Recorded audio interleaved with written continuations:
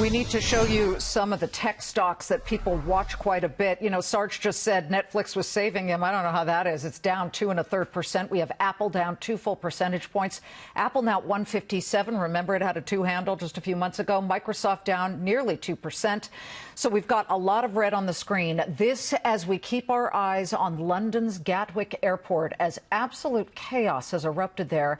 London's Gatwick Airport is that nation's second largest. Now, 2 rogue drones overnight illegally flew into restricted airspace. All the runways had to be shut down.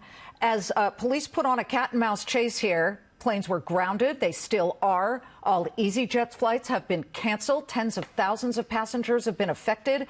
Authorities are now saying they believe this was a deliberate act to disrupt flights during the busiest travel day of the holiday season. And reports are that police have called in the Army to deal with the situation. It will not reopen before tomorrow morning. Now, joining us in a Fox Business exclusive is the man himself who predicted the rise of the drones, venture capitalist Tim Draper.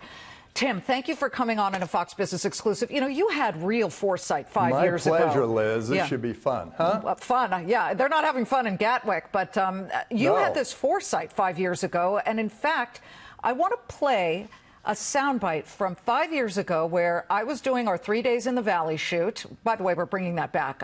And this is what you predicted. Listen, and then we'll talk about it. What do you see is the real action, the real growth potential in the Valley now? Drones. Somehow getting your pizza delivery to your body is going to come very quickly. I think, yeah, absolutely.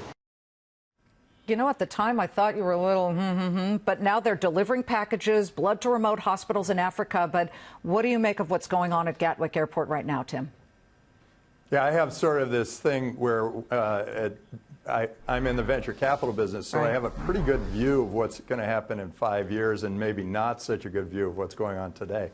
But at Draper Associates, we backed a company that would make it so a drone couldn't fly. The software was built in so it couldn't fly in a restricted area. Wow.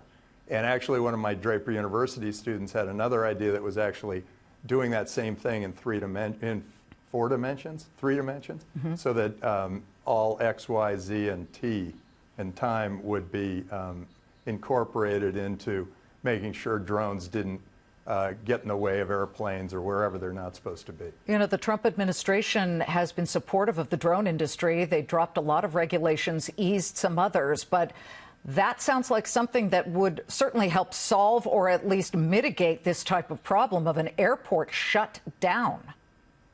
Yeah, I'm always a believer that the entrepreneur can solve the problem before the government regulation can.